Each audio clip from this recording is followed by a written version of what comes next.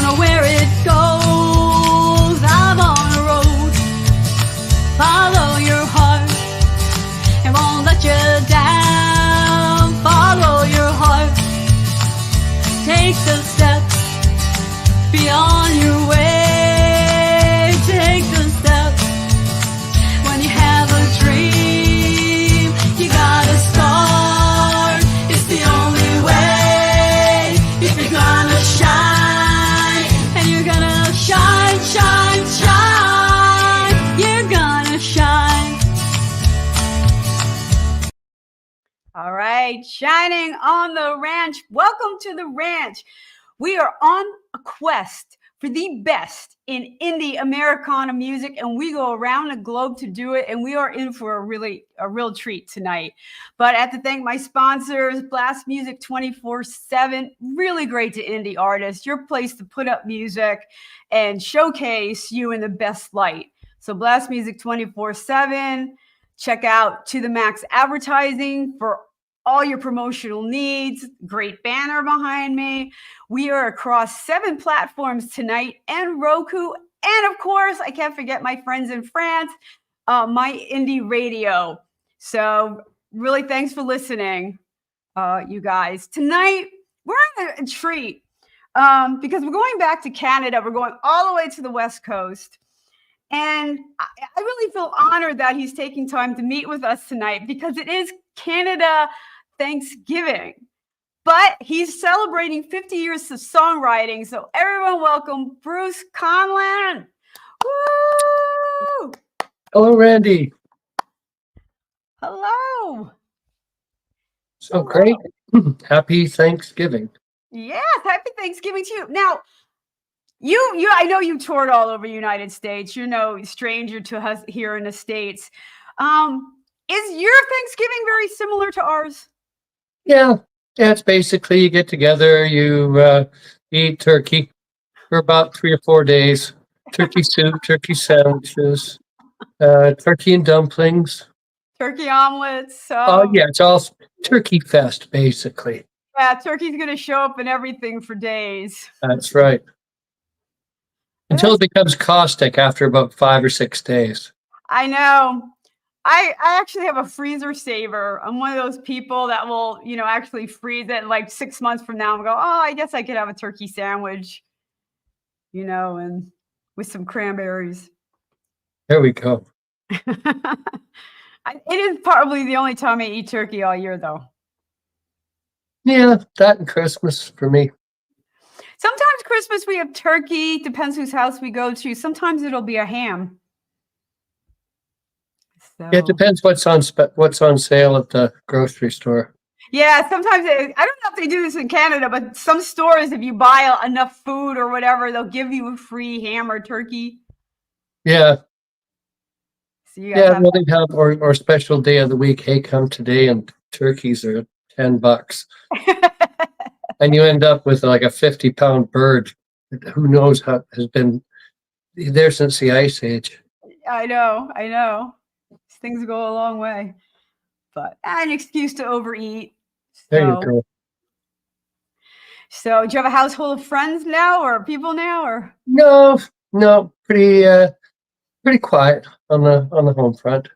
Okay, all right. Well, thank you so much for taking time out of your holiday to be with us, and you are celebrating 50 years of songwriting, Bruce. Performing songwriting. Performing. Yeah. I was 13 and I had written a couple of songs, and I saw a call for artists from a local television network, and they were going to start a morning show, and they wanted live entertainment. You could submit a cassette application to this address, and I wrote it down, went into my bedroom, popped a little cassette into my player. My realistic pressed record, gave him a little 3-minute version of the song, stuck it in an envelope, sent it away, and 10 days later they called back and said, yes, we'd love to have you come down to the studio and to perform. And that's where I mark my 50th year from. Wow. The good old Officially days. performing. I've been in other things before that. I think I started in grade 4 or 5, just playing ukulele and what have you. I'd always had a knack for it. Oh, that's neat. Did you come from a musical family? No, not particularly. My dad liked Irish music, Okay. and he had his favorite was the Clancy Brothers and Tommy Macon. And when I was 6 years old, he took me to see them live, and they were legendary. Absolutely, they bounded onto stage, and I knew in a heartbeat that I would spend my life singing ballads, telling stories. And yeah, well, that's been somewhat more than 50 years ago. Wow. But I've always known that that was my purpose. Your calling is to write and perform music. Yeah, and the meaning behind that has changed over the years. I found very music has power in some very interesting quarters, and one of the most dynamic is the ability to create community. Hmm. It has so much power to bring people together. You know, Absolutely. whether you're sad, whether you're hurting, or whether you're even celebrating, people celebrate with music and anthems and they gear themselves up. Spin classes center around music, and it brings the class together at that dual purpose, it Yeah, is so powerful, you know. and I find more and more today it's more important.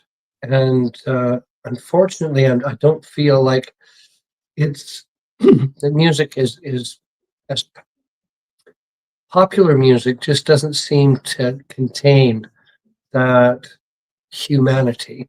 It's all about glimmer and glamour and all about attitude. And how much flash, all flash, no substance. When you look at great songwriters like Chris Christopherson and what they Mm. could say with just a guitar and three chords. You know, I work with youth, so I was really intrigued by Gen Z. Growing up in such a tumultuous time. I mean, they've been through a lot, you know, um, the 2000s, with 9/11, with COVID, with the recessions, with, so much that's going on. And I'm just waiting for the protests, the anger, like you said, the Chris Thompson, we're the Bob Dylans that I thought would be coming from Gen Z. I thought they would have more to say.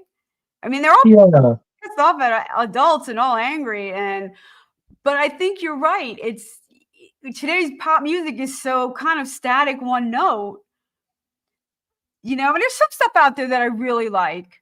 It's yeah, mostly coming from Europe, though. It's mostly coming from the singer-songwriters out of Europe. Um, and then you have Jelly Roll, and then you have like I like Teddy Swims a lot, but a lot of it again is about very static, kind of pretentious things, yeah, and really so encapsulated in their own little bubbles. yeah. I've recently got involved with a number of other songwriters, 5 other songwriters who feel that the subject of peace, of connection and reflection has been sort of missing from music. Well, Mhm. in a lot of quarters. So we've come together with a project called Peacenik Collective. Peacenik Peacenik Collective.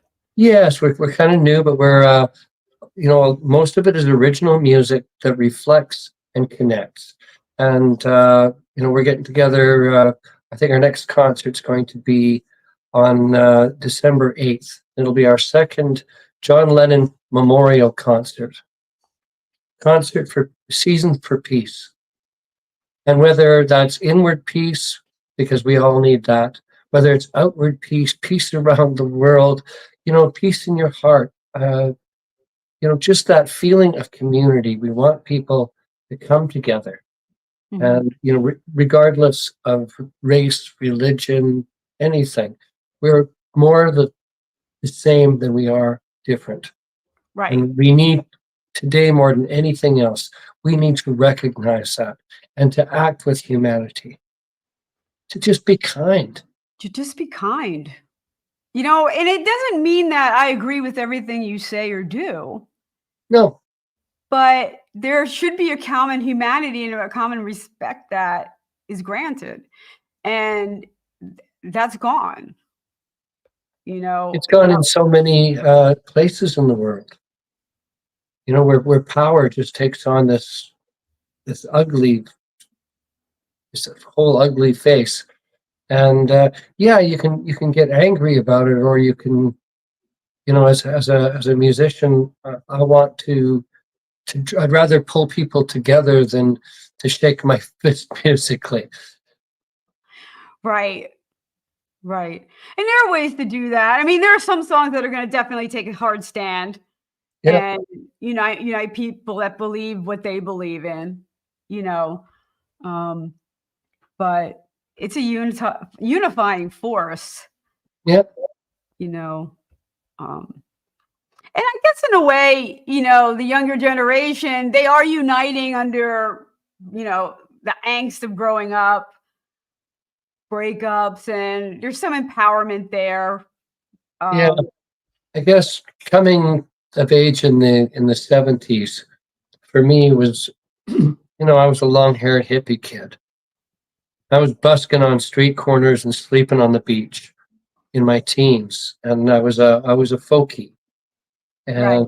And there was a song circles and drum circles, and there was places that were coffee houses and open mics and stuff like that, where a kid in his teens could live on the streets of Vancouver, Canada. You couldn't do that today. Mm, right. It's not Right. the same environment as it was then. It was, No, and that's true, I think, of a lot of places. The feel is different, you know. Let's face it, our childhood experiences are so much different from the kids today. yeah, Our point of views is so different, our experiences. And I think this is a good time to talk about the song we're going to play first, "A Ripple in Time." okay. So, A Ripple in Time, I wrote this song many, many moons ago. I would say probably 25 years ago. Okay. And you remember how communications, maybe I had a cell phone. It probably was the size of a brick at that point. And when we went on tour, a lot of the places in northern British Columbia uh, they didn't have cell service back in the day. So we're still sort of drawn to, how do we communicate? Well, it's whatever phone booth is still working, Yeah. because it's a rugged country. Stuff breaks down at 40 below. Oh, So I sort of felt a disconnect from family and friends. We've been traveling for maybe 3 weeks through the north, and it just seemed to me that the speed of the vehicle that I was in was the speed of life. That it was only going to go as fast or as slow as that vehicle was, and I felt like, well, the lyrics kind of put that feeling of disconnect in perspective. you ever hear that phrase, "Don't fly faster than your guardian angel can fly"? Yeah, yeah. Well, I just found that life was just sailing by at the speed that I was traveling, at the speed I was going, and I wasn't always going to be in control of that. All right. So let's listen to the band is Tiller's Folly Correct. with Bruce and "A Ripple in Time." It's called A Ripple in Time.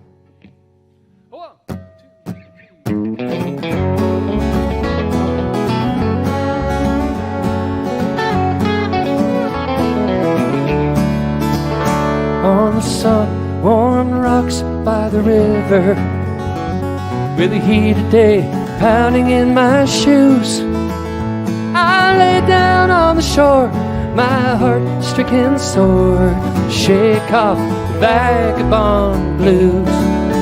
There's gentle, sweet souls in the Northland, and a welcome wherever I've roamed. I hope they don't mind or think it unkind if I break like a shot for the door. We're still such a long way from home, and this highway feels like no man's land. All I could see is the road still ahead on the crest of a wave. It's all well and fine till you're caught in the wake like a ripple in time. There's a chill rolling in from the mountains, and nothing so blue as the sky. There's rumors of spring, all living things, and a handshake with every goodbye. And this highway feels like no man's land. Well, all I can see is the road still ahead on the crest of a wave. It's all well and fine till you're caught in the wake like a ripple in time.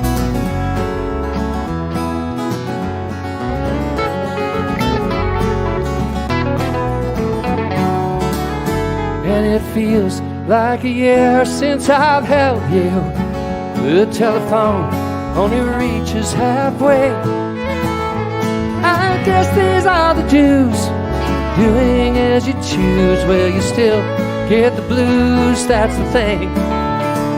And this highway feels like no man's land. There's not much to do, you just do what you can. There's a crest and a wave, and it's all left behind as old memories fade just like ripples in time. On the crest of a wave, it's all well and fine till you're caught in the wake like a ripple in time.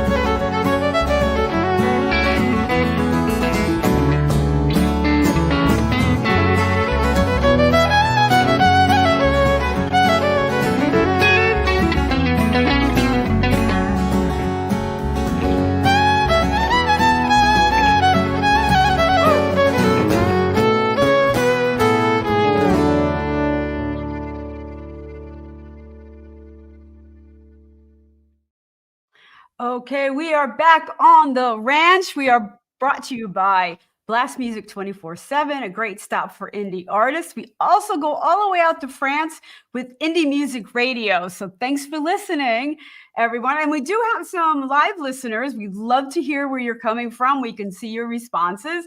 So feel free if you have any comments. That Tiller's Folly, you guys have been together 27 years. Yeah. Yeah, we started as our first year, 1997, we started as a 6-piece Celtic group with 8 Irish dancers. Wow. Yeah. So I tend to immerse in one type of music and kind of trying to find my voice within that music. So we started off as a Celtic group. I started writing songs about Pacific Canadian history, which is kind of the Celtic ballad tradition. Okay. Right? So I've always felt like I was part of that sort of balladry tradition, and wanted to write songs about where I lived and the history here. So I've done that as well. And then drawn by a management deal out of Nashville about a dozen years ago, I had the opportunity, or we had the opportunity to travel throughout the sort of hotbed of taproot of Americana music, and got to engage with some of the greatest musicians to play their instruments. I remember jamming with Ricky Skaggs. What? Oh yeah, I mean, some amazing musicians of that caliber as well. We got to tour with John Coughlin from Newgrass Revival. Yeah. Of course, he's only the bass player for the Doobie Brothers these days, but he's an amazing, talented singer. One of my favorite vocalists of Yeah. all time. Newgrass Revival was such an amazing thing, and I got to record with he and Sam Bush, who's just another amazing, mandolinist, vocalist. Of course, their whole idea of taking gospel music and crossing it with bluegrass, and came up with like a very soulful style of their own type of music. Mm-hmm. But it was really authentic in the way that it was all acoustic instruments. There was nothing fake there. Everything was right down to the note, and they were Right. amazing at it. Right.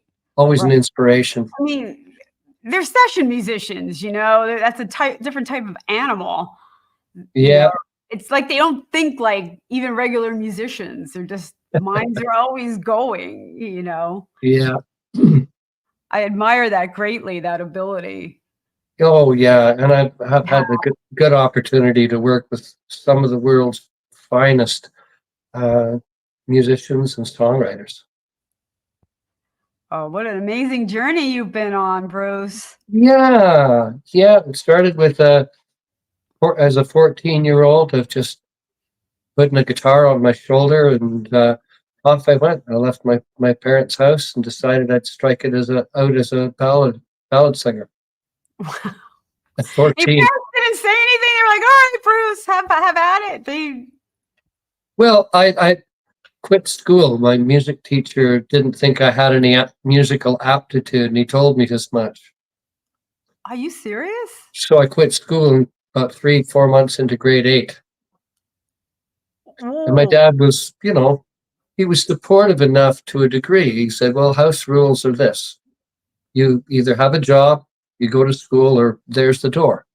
It's so, works both ways. You're always welcome back, but those are the house rules. And I tried some a few jobs. Chicken catching. Oh, yes, chicken catching. That's a horrid. That's a thing? Oh, yeah. You wade into a barn at 5 o'clock in the morning, and there's thousands of chickens there. And you got to throw a half dozen into each of these crates and load them on a truck. And you're wearing gauntlets up to here, and you've got big wellies on. The first thing you got to do is you got to pull out the dead ones. Oh, you can't. Yeah, because they'll attack. Yeah, it was a disgusting job. I lasted about 2.5 months, and I just went, okay, you know something?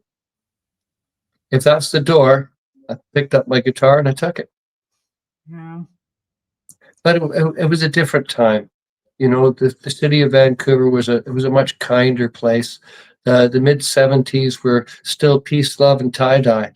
And, there was folks from all over North America, just hanging out on the street corners. We'd have open sessions until sometimes 2 or 3 in the morning. You'd have Hare Krishnas coming by with their tambourines and their pink robes and chanting for a bit. Okay. Yeah. It was and people were hitchhiking all over the place in the 70s. I did.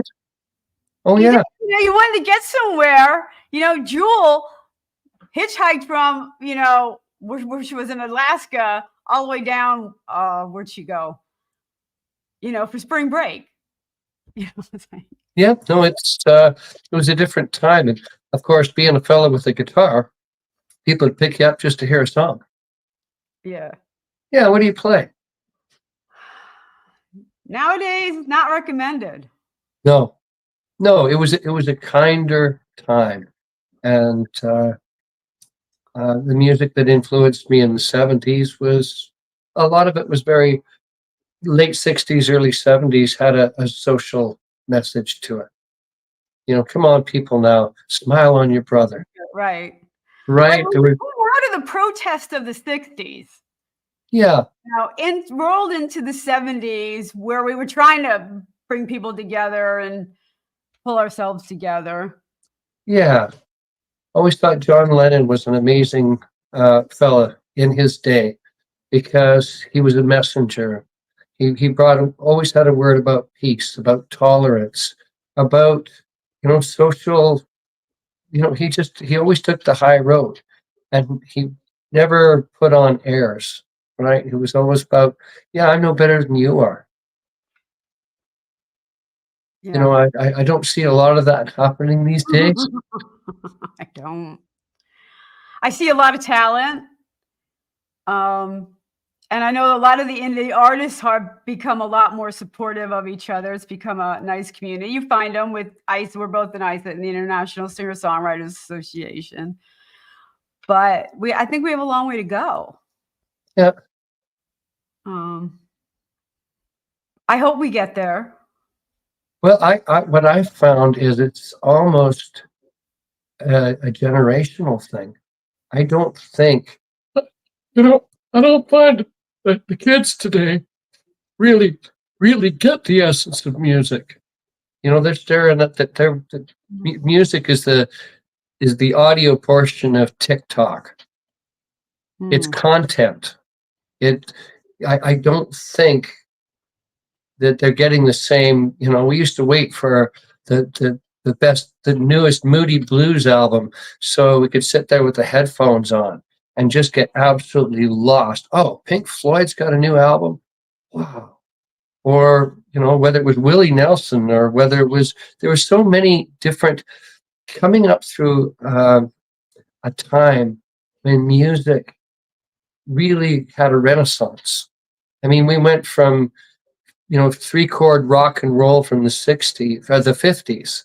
And by the 70s, we had art rock. There was orchestral rock. There was, all these hybrids of different music. And you had the infusion of new technology towards the end of the 70s into the 80s. Yeah. Which added to music. And I don't think, I said that what I was saying before too about Gen Z, they haven't found their voice in music. Yeah. We used it as our voice of, being emotional, trying to bring people together, trying to, share what was, going on, share an experience. And Americana is a vehicle to do that because of the imagery, because of the storytelling, which is really absent from pop music. Exactly. And I love the fact that when you're listening to Americana music and you hear a snare drum, there's a drummer actually sitting on a kit hitting that snare. And I've always believed, and in my recordings, it's always, you get a bass player who's playing the bass, not somebody doing it on the left hand of the keyboard. There is so much nuance in music, and when you're actually in the studio and you're playing along or on stage with other musicians playing in that way, it's amazing. And I don't think a lot of kids have that opportunity. They download a beat off their iPhone, and they can sort of wrap some loose lyrics into something that sounds like a pop hit, because AI has slapped it together in this little app that they can download to their phone. There's a disconnect in our society where people are drawn together. They'll go out and see. They'll spend $150, $200, $500 to go to a spectacle. But the same people wouldn't pay $20 to go sit in an intimate venue and listen to somebody, relate to them, Right. engage. The live venues, the live shows, a lot of places didn't make it through COVID. A lot of them aren't booking live music. You know, it's getting harder and harder, and our pay hasn't gone up in 30 years. No, For shows, you know, we're not going to strike because nobody would listen anyway. You just AI something and we'd be replaced. But, you know, it's kind of an interesting phenomenon that's happening in the music world of live shows. and authenticity is what I like most about Americana. And it has its roots in so many things that I'm familiar with, whether that's Celtic music. You know, a lot of Americana came through the Ozarks by way of coal miners from Yeah. Scotland, and you know, a couple of 3 generations, and they're playing with, you know, some other folks from a different culture, from French Louisiana or what have you, and this lively kind of thing, you know. Americana didn't start in 1927; it just first recorded then. Well, let's listen to some Americana. We have another song of yours now, Go the Road. Okay. Tell us about that. Okay. Well, this song was actually written. There was a book called Ireland, and it told the story of back in the day when storytellers would go from night to night. It was sort of like house concerts. They'd show up at different people's doorstep, you know, at different times of the year. People would have them in, would feed them, would put them up for the night. So they would tell a story. So they would entertain people. This is before electricity. Mm-hmm. This is even before written language. And the story goes, the storyteller comes, and this young teenage lad goes searching for the storyteller the next day. And he spends decades always being a day or two behind him until he finally becomes the storyteller himself. Oh, okay. And it's that story really hit home for me. And I just thought, well, that's very much my story. It was the love of music that basically set my course for how I would spend my life.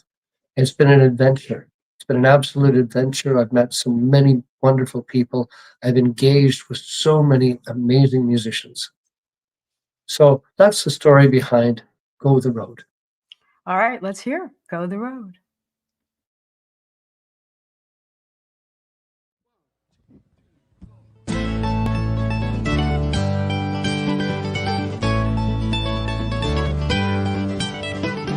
The air is sweet, springtime is waiting.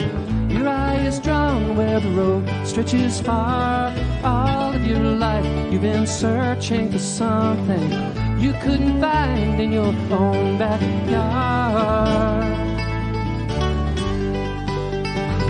Shake off the cloak of expectation. Your shackles broken, the world's at your feet. Cast off the yoke of so-called convention. You stand on the threshold like fast and free. Between the streams and tree-lined fences, lighting your path of life's weary load. Follow the dreams of kings and princes. Nothing could stop you now. You're out on your own. Just go the road. Go the road. Songs in the trees, every sweet meadow. You feel the music, your blood sings with wine. Move like the breeze in the warm rays of summer. Live while the blossom still clings to the vine.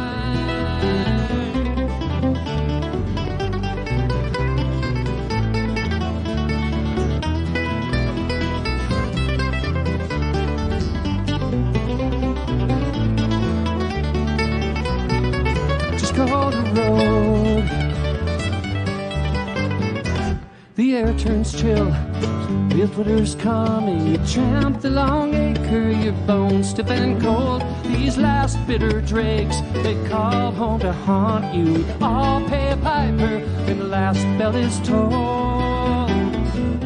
winter steals the last leaves of autumn. You're cast about and of no fixed abode. A wisp of smoke at the end of the alley. You may well curse this day, first time you strayed to go the road. Go the road. Go the road.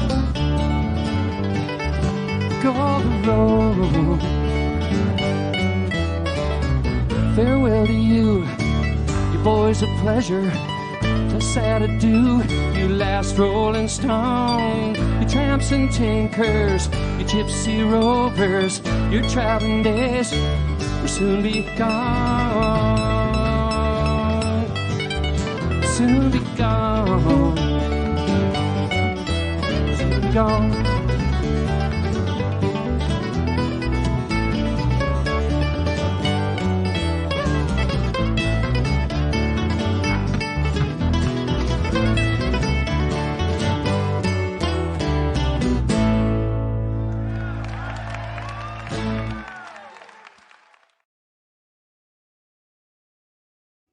Mandolin and upright bass. Here we're back on the ranch. We are brought to you by Blast Music 24/7.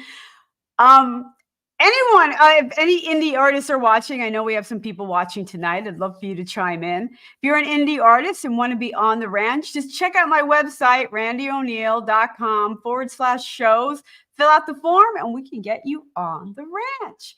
So we've been watching Bruce Coughlin and the Tiller Follies.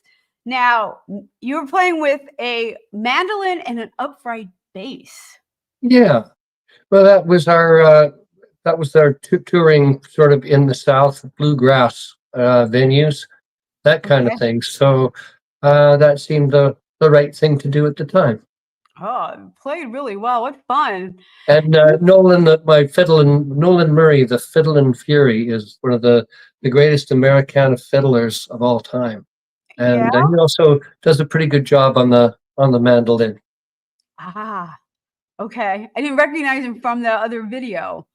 Okay, so the other video was recorded during COVID, and Nolan couldn't get across the border. He's a U.S. citizen. The rest of us are Canadian citizens.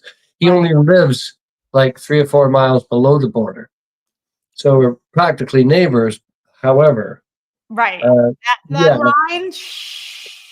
Yeah. So we recorded one show, though the fiddler that you saw on there also goes back 27 years. We used to tour with 2 fiddle players, and Mike, who's a great fiddle player in his own right, Nolan joined the band. The first gig Nolan showed up at. He said, "Hi, I'm Nolan Murray," and Mike says, "Oh, you're here to replace us both." He plays enough notes to replace 2 of the band members. Oh boy! No, he's a great musician, and we've had some musical adventures, as I said, throughout Scotland, throughout all over North America. I think we've performed in 38 states. That's a lot of states. Which ones did you miss? I couldn't tell you. Probably Maine. It all went by Maine gets neglected. Nobody wants to go all the way up there. Florida, maybe. I don't know. No, I've been to Florida. No, I can't. I've crossed them off the list. I don't know what's left. We'll have to see. I have to ask you, how old is your guitar? How old is my guitar? That guitar goes back to the 1980s. Yep. And it has quite an interesting story. Are you familiar with the brand of guitar called Larrivee? No. They mass produced during the late 80s and 90s. They produced quality similar to Martin. Oh. Jean Larrivee was originally in Victoria. He moved to Vancouver, and in the 1980s, he was just about he was doing boutique guitars, custom made, just amazingly beautiful stuff. And I had spent like $5,000 on this beautiful guitar. and it got stolen out. in the 80s? It got stolen out of my hotel room, No. and I came back. When I called him up, I said, "John, you're not going to believe that beautiful guitar that you built me has been stolen, and it's not insured." I said, "Can you give me a break on anything?" And he pulls this guitar out, and he says, "It may not look like much." He said, "But I built 8 guitars when I started my business." He said, "I took it around to I took those same 8 guitars around to every guitar festival and gathering that I could afford to get to." He said, "I built my entire reputation on 8 guitars. That's one of them." Wow. It's been like trigger to me. You can see I've almost right through I've been through the top in 2 different places. I saw that. The sound hole. You kind of beating that up. Yeah. Yeah, it's been through the wars with me, Yep. and it's survived. Knock on wood. You might appreciate this. I live a mile from the Martin factory. Oh, nice. Which one? The Martin factory. Martin Guitar Okay. Factory. Oh, okay. Nice.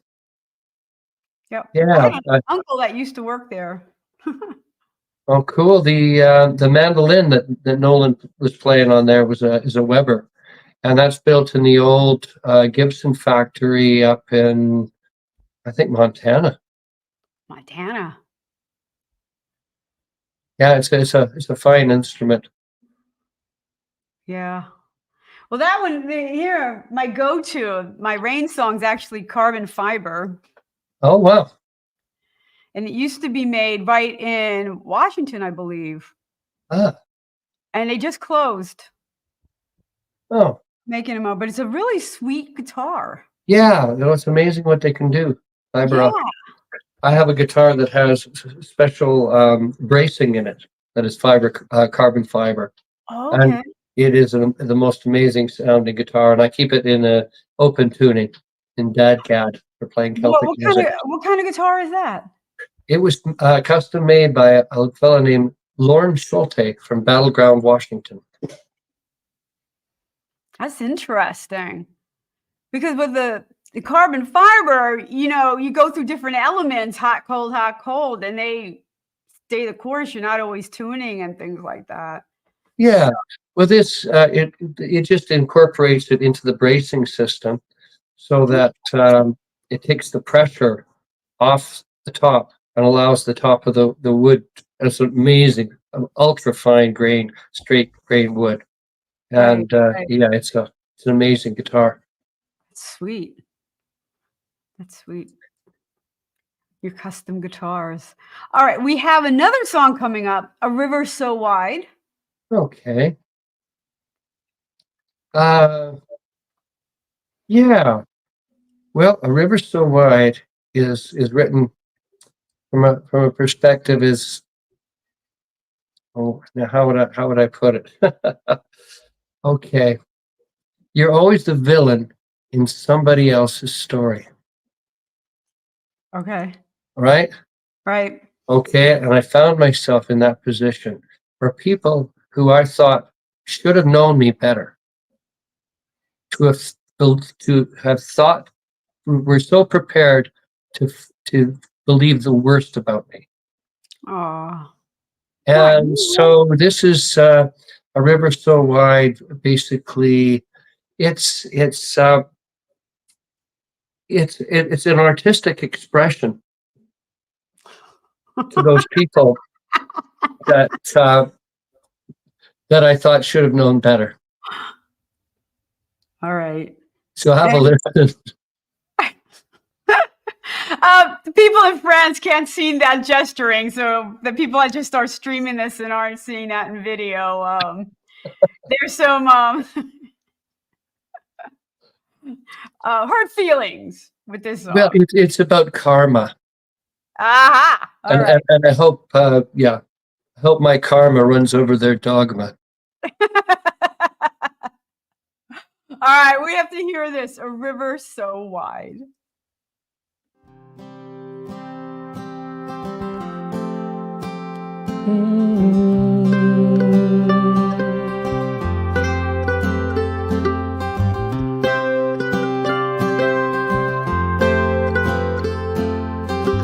Well, the water is deep and the river is wide.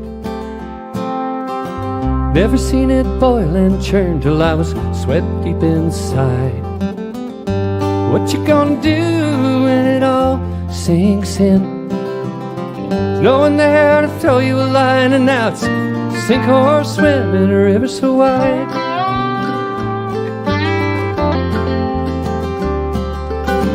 Well, I've never been lost in a forest so deep. Never stepped such a treacherous path, I've seen them fall so steep. I was standing alone when the wolves closed in. If you're ever gonna get out of this, you better see you don't trip in a forest so deep. And time will grind down the hardest heel. When every dog has had its day, you're gonna know how it feels.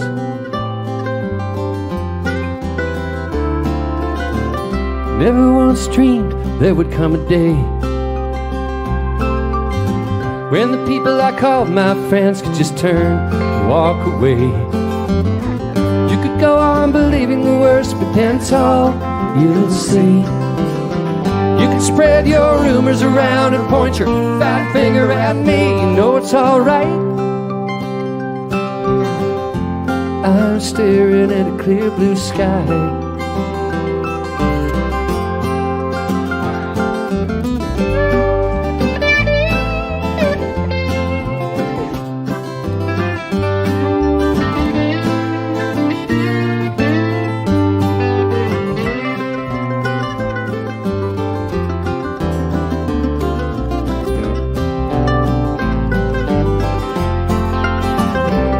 And time will climb down the hardest hill. When every dog has had its day, you're gonna know how it feels. Swear I never seen the river so high. Never seen it boil and churn till I was swept deep inside. So what you gonna do when it all falls in? Boy, you hit rock bottom, boy, you better know how to swim a river so wide. That river so wide. That river so wide. That river so wide.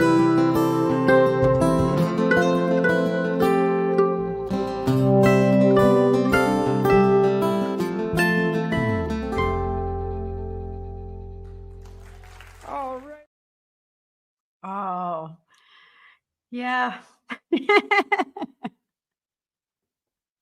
But you know, you're obviously angry at somebody, but you do it kind of in a ballady way, which is kind of like a big F you. You know, it's not like you're yelling or screaming, or you're just like, hey, you know, dude, it's gonna come back. You know. So Yeah, so that was the idea behind that song, was just, you know, I'm going to rise above whatever you got to say, you know, live by it. It's a hard lesson to learn, that especially when you thought better of somebody and so you think they thought better of you. You know, it's a hard lesson to learn that, you know, not everyone's going to like you, not everyone's going to like your music, you know, and that's okay. Because there are people who are going to like what you're doing and support you. And it does get harder when they turn on you midstream. Yeah. You know. Fair enough. So you go on to bigger and better things. And you write a song about it because we're songwriters, and that's just what we do. That's part of my my live show now. I do as my solo show is Confessions of a Serial Songsmith. And it tells the story behind some of these songs, and you know where they came from, and you know who I wrote them with, and what state of mind I was in. But I lead up the story up to the point where, so what do you think I did about it? found myself in this situation, and I the entire audience goes, "You wrote a song," because that's what I programmed them to do. do the same thing. I have my first album. I said it's affectionately called the "Don't Date Your Neighbor" series. Yeah, I said because there's nothing to do when you make this mistake but sit and write song after song after song while your dog exactly. is sitting by the door waiting for them to come home. It's just horrible. So, and you write a song and you move. I mean, literally. So, Yeah. change the situation. So, you're solo now? You're not with Tiller's Folly? I am doing all sorts of things. Okay. Since COVID, I've embarked on a number of creative journeys, and all of which that are kind of coming to fruition now. Touring, 1 week I'll go out doing house concerts. The next week I'll be out touring. I've got a review called Moon Dance, the Van Morrison songbook. I do Okay. that with a 6-piece band. I do Tiller's Folly with a trio, a 4-piece, and a 5-piece. We'll be going out in March with 6 Irish dancers. I'm The playing. dancers are back. I was going to ask you what happened to the dancers. Yeah, well, we still now those dancers from back then Is it are now running Riverdance? dance schools, and they have dancers that they've taught. Oh, They'll okay. come in. However, we will be working with one gentleman who we began working with back in 1997. His name is Joel Hanna, and he was a world's junior Irish dance champion at 17, and he went off and toured with some amazing dance shows. And now he runs a school for tap. But he's done everything from combining tap dance with martial arts. He's an amazingly talented guy. But he also sings Celtic music, plays percussion. So we get together with him and a few Irish dancers and have a go. We'll do a half dozen dates in March. I'll be singing the songs of Robbie Burns in January. He was one of my heroes as far as a songwriter. He wrote hundreds of songs, and many of them, we still sing today. Mm. Auld Lang Syne, every New Year's. He wrote that song about saying goodbye to watching people disappear from Scotland to leave during the hard times, knowing that they would probably never see them again. And that's what the song is about. Right. About, hey, we've grown up together. And here we party knowing we might never ever see ourselves. So let's recall each other. Let's remember at those times in Hogmanay, or is what they call it in Scotland, New Year's Eve. It's called Hogmanay, and it's a time for remembering those people that you hope you'll see again, and those you'll never see again. Right. Right. To right. pay tribute to those people. Right. I always thought it sounded like it is a sadness to the song. Oh yeah.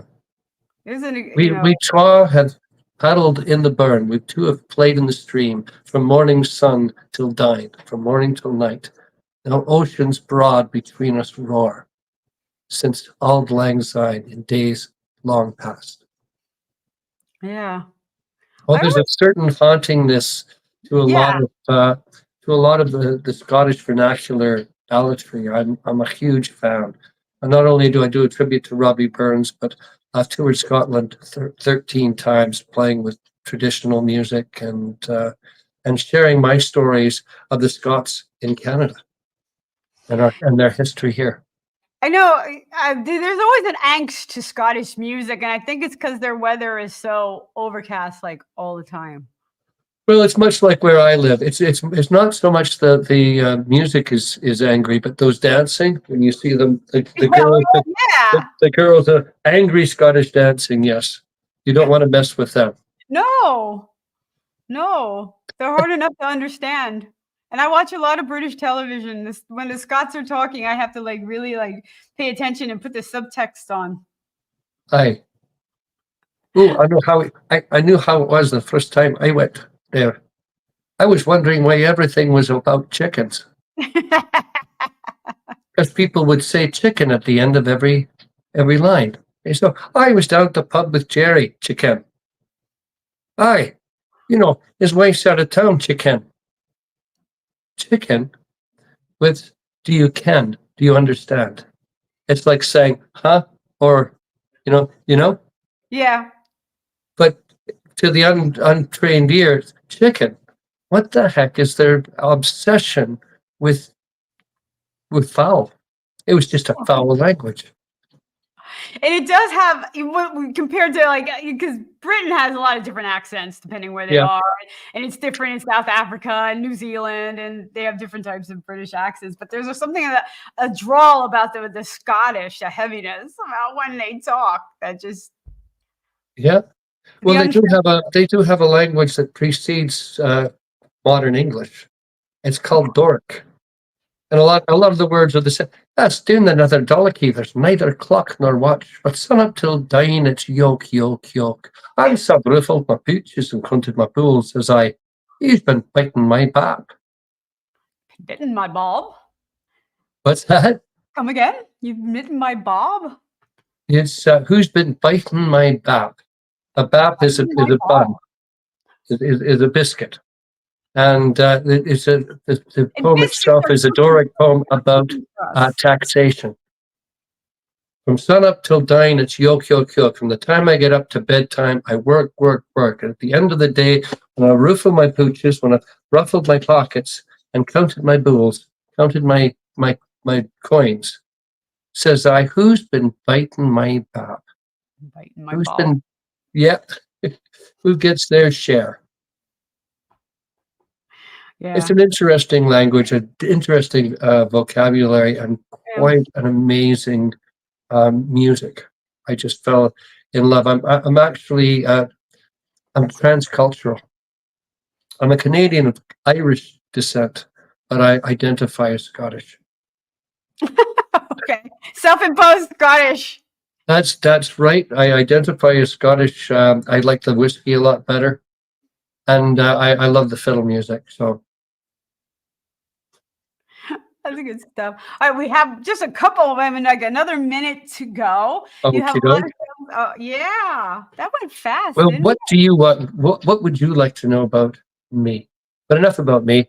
What about you? What do you want to know about me? You have any new songs coming out? Yeah. I'm writing a lot of songs based on, again, back into Pacific Canadian history.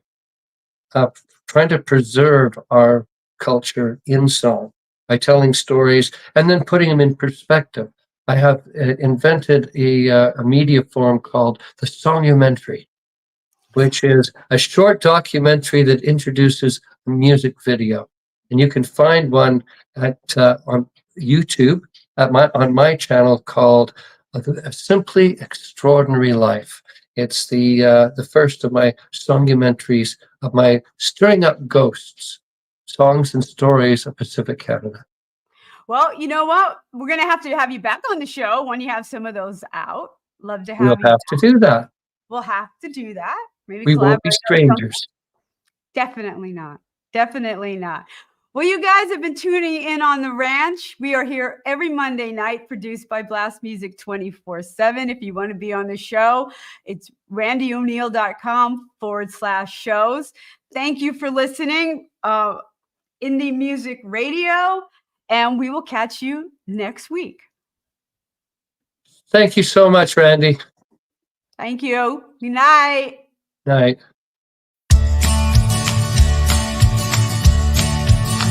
I'm on the road, don't know where it goes. I'm on a road, follow your heart, it won't let you down. Follow your heart, take the steps beyond your way.